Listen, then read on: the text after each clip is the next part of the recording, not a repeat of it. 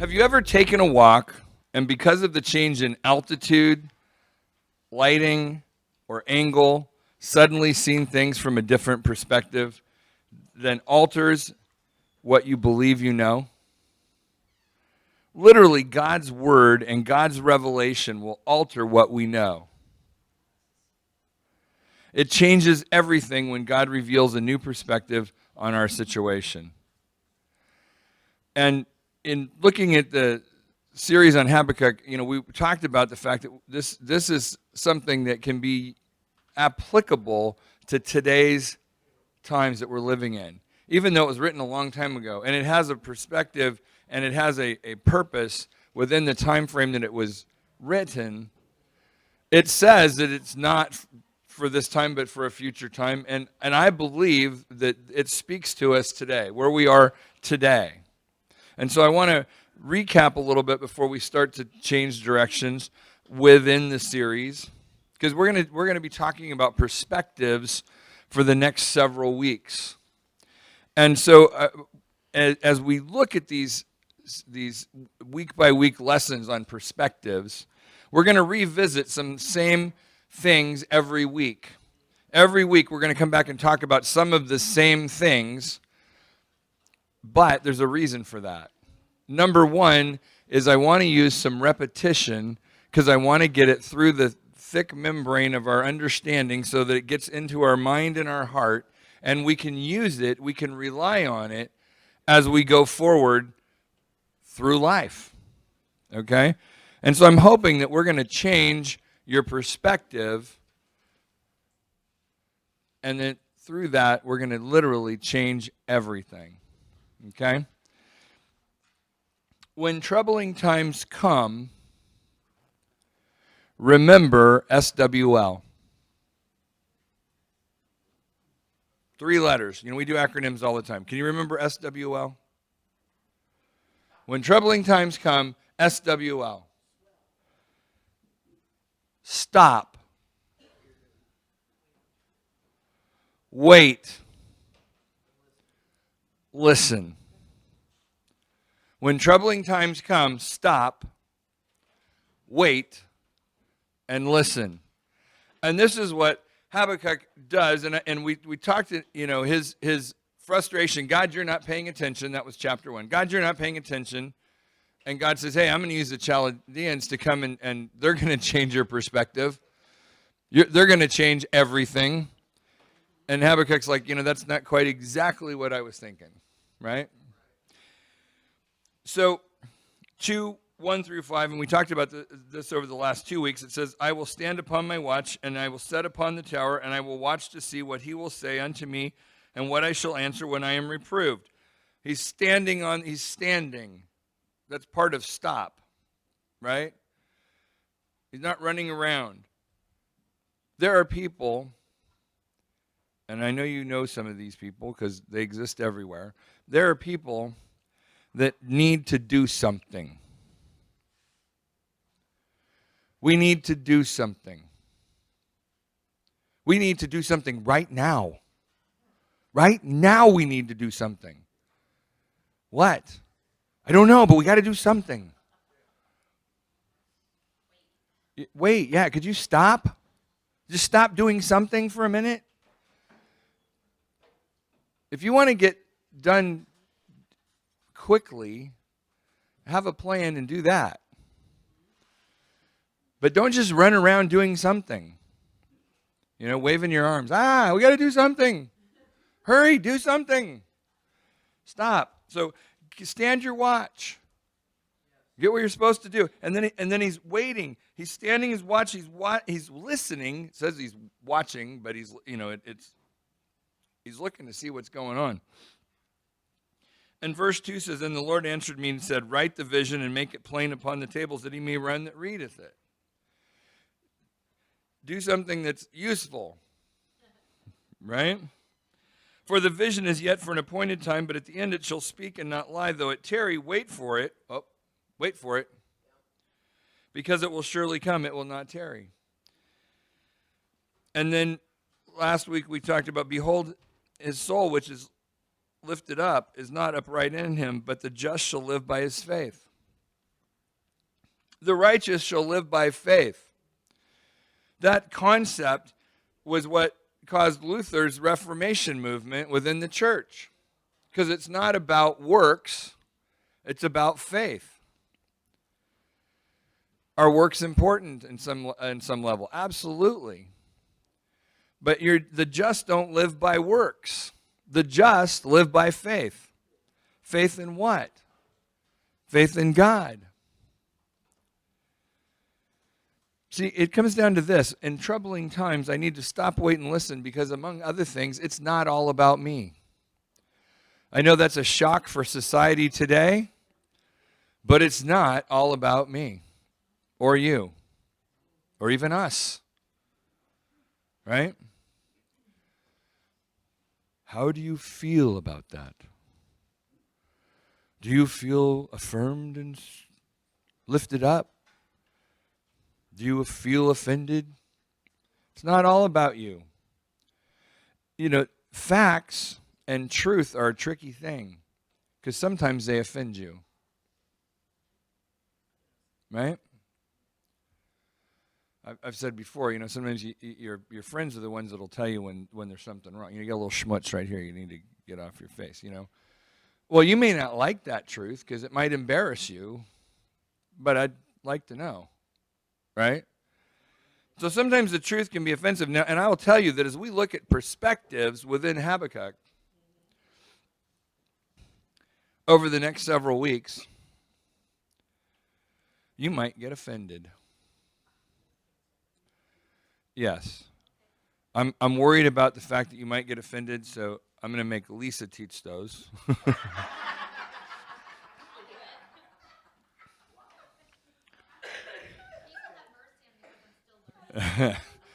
So, to that end, we're going to talk about the 5 great woes against society that you find in Habakkuk chapter 2.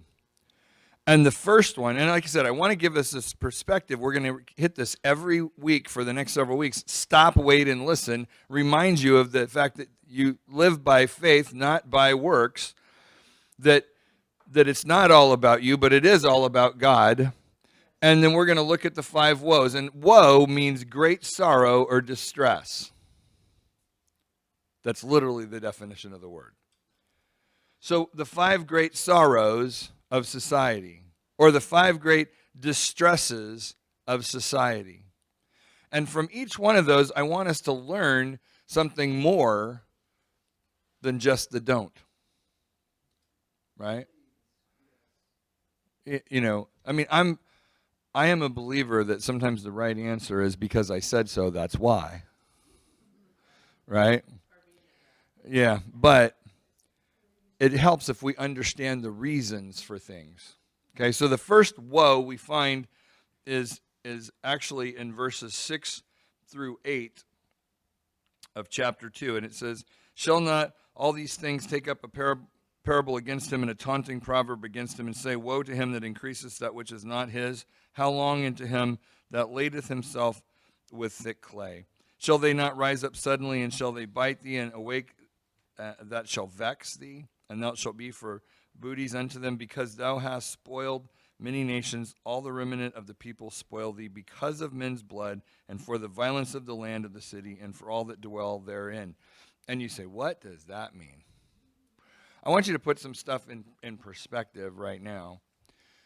Habakkuk in chapter 1 was saying, God, you're not paying attention. He said, I'm going to send the Chaldeans. This is a woe unto the Chaldeans. Okay? We knew who they were. We knew who they are. But now he starts talking about the woes of society. And in it, if you look at it, this is exactly what he's saying to the Chaldeans. He's also mimicking and saying exactly what Habakkuk said he saw in his own people. And there's a reason for that. It exists wherever you find human beings. So what he's really saying is you have a tendency for theft and a lust for control. You have a tendency for theft and a lust for control. Now you say, well, what do you mean a tendency for theft? Well, sometimes, people steal things. Well, I don't do that, right? But there's more than one way to steal something. Sometimes you can just make someone believe something that's not exactly the right thing, and so you can get what you want. Sometimes you can put a spin on it so it works out in your favor. Sometimes people will sit there and they will help you to the point of breaking your finances to zero, right? Let me help you with that situation. And when they're all done, you're sitting there going, what happened? Right? That's theft. We may not call it that, but that's what it is. So he's talking about, you have a tendency to take stuff that's not yours, to grab stuff that it's not. It could be the spotlight, right? I mean, we don't live in the spotlight per se, but someone can take credit for something you did and maybe advance their career when you're the one who did it. That's theft. Right? That's literally stealing to put yourself ahead, to expand your domain, to expand your borders, to expand your reputation, to expand your whatever at somebody else's expense. And lying, yes, absolutely. And so tell me this, do you see any of that in society anywhere? I mean, we live it every minute of every day, don't we? And social media has helped make this less of a problem, right? What about a lust for control?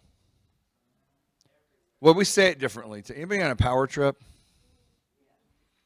Right? So how does this discussion in Habakkuk, how does this pertain to me today? Well, I think we've established we're living it today. We're living it right here today. And with each of these perspectives, I want to look at the mission and vision of Jesus Christ. So when it comes down to theft and lust for control, what does our knowledge of Jesus Christ say about that? What are we supposed to deal with regards to theft? Are we supposed to steal? In fact, what are we supposed to do? Give. It's kind of the opposite of take, right?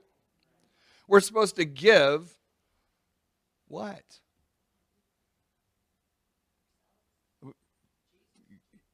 At the end of the day, it is. We're giving Jesus. But we give grace. Ooh. We give the good news. We give maybe a good attitude. Anybody ever go to work and have a bad attitude?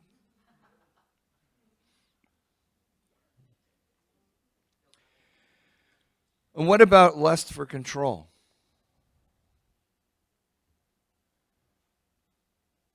We don't want God to control our life. We want to do that. Right? I don't want to forgive God. I don't want to give God. I don't want to have a good attitude today, God.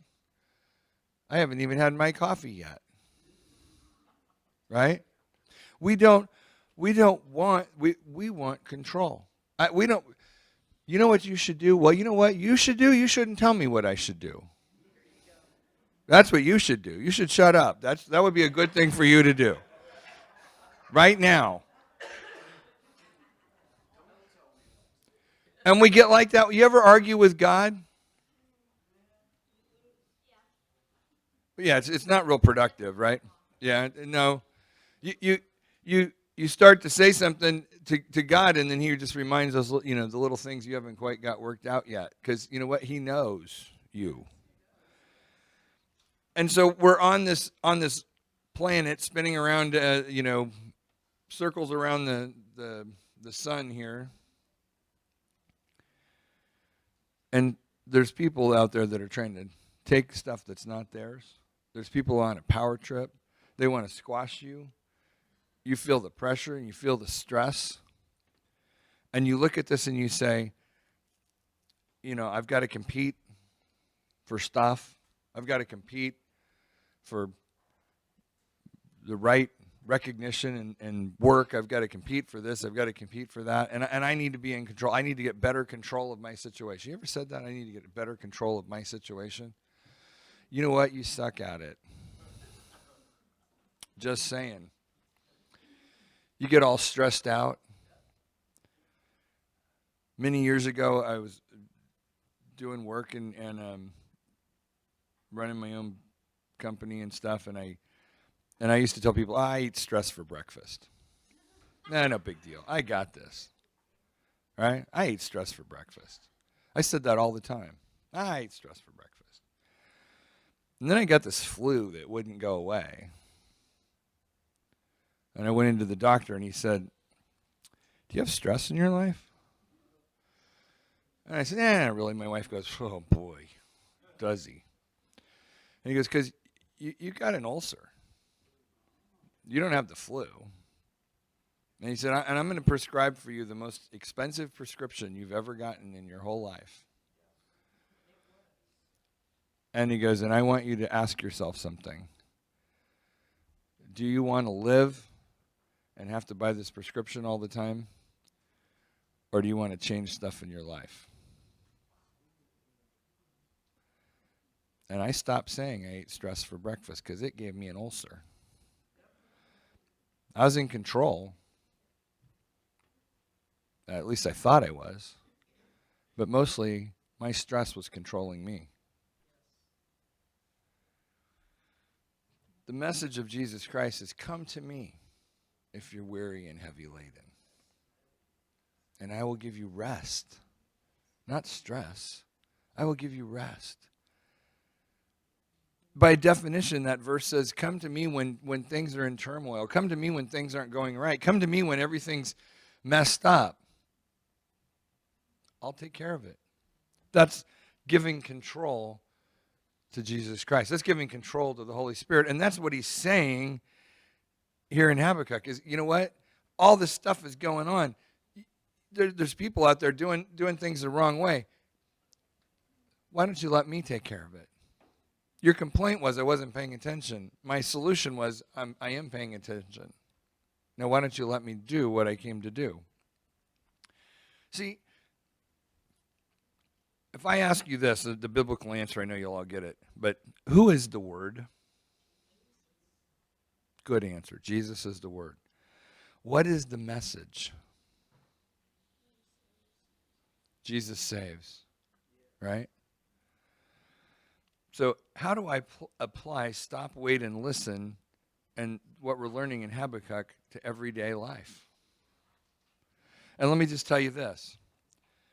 When we read in Habakkuk that he says, I'm going to give you a vision, write it down, carve it into your heart, so that the one that reads it is not hampered, they can run. When he says all that, I want to give you a different perspective. The vision that he's talking about is the revelation of Jesus Christ. The vision he's talking about is God. That's the perspective that he's trying to get across to Habakkuk. You need a revelation of me. That's the answer to your problem.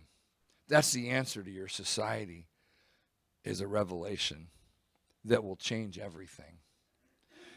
God doesn't want to change one little thing in your life. He wants to change everything in your life.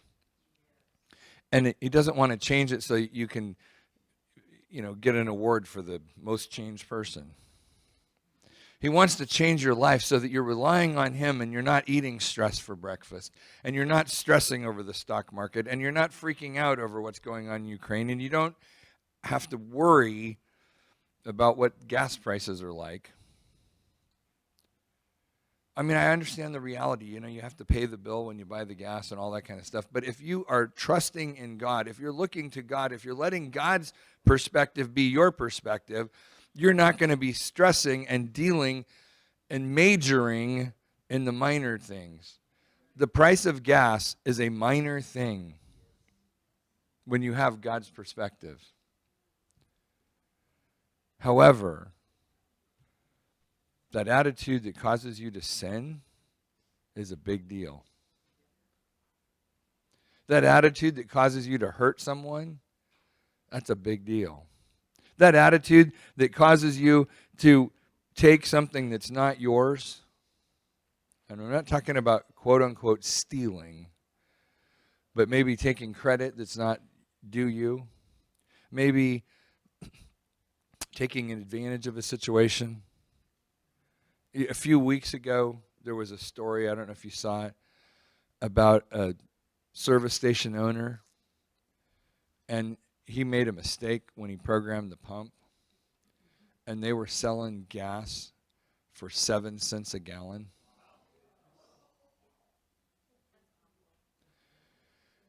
And some man pumped his tank full of gas, saw that the bill was a couple of dollars, and walked in and told the store owner.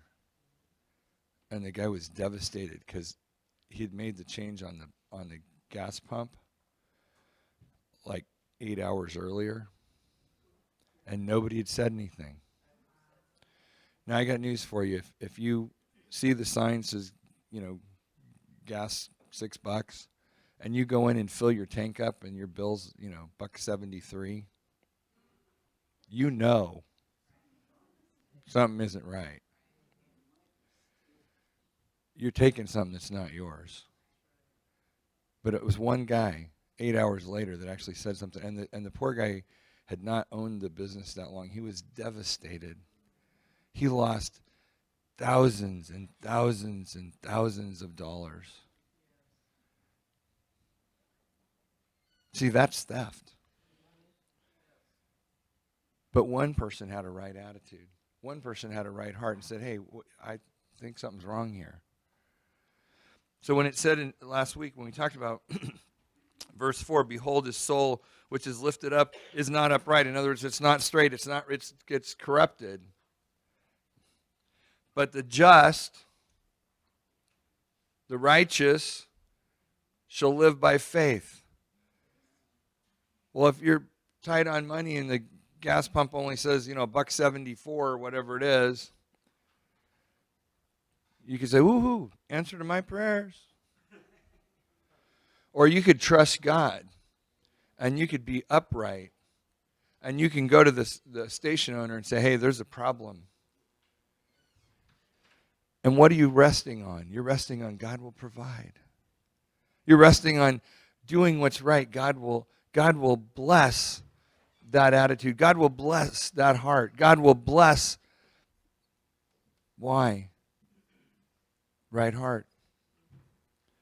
And that's the message we need to look at as we go through the rest of this series. But as we go through everyday life, I need to pay more attention to what's going on than just going through the motions. Run my card, tank full of gas, drive off, don't even get the receipt, I don't care.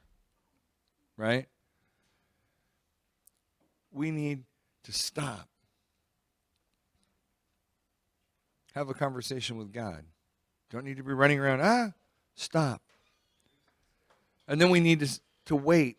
God, I'm waiting for you. I'm waiting to hear from you. Well, I don't like doing that. Well, it doesn't matter. Wait on God. His timing works perfectly. Wait. Wait on God. And when you wait on God and you're listening, you can hear him speak. I said earlier upstairs, but pay attention today, because God's speaking about a perspective today to this body. We need to look for God's perspective on things. And we need to learn to dwell in his presence. And Courtney, don't get mad at me, because I'll probably screw this up. Okay? But if you have a gasoline-powered engine, part of making it run right is you have to have the dwell set correctly. And that's a period of time when it's not producing energy, but it's getting ready to.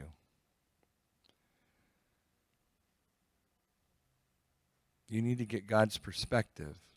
You need to stop, wait, and listen. You need to dwell in the house of the Lord. Get a perspective change. That's what's going to get you through difficult and trying times. And that's it for this week.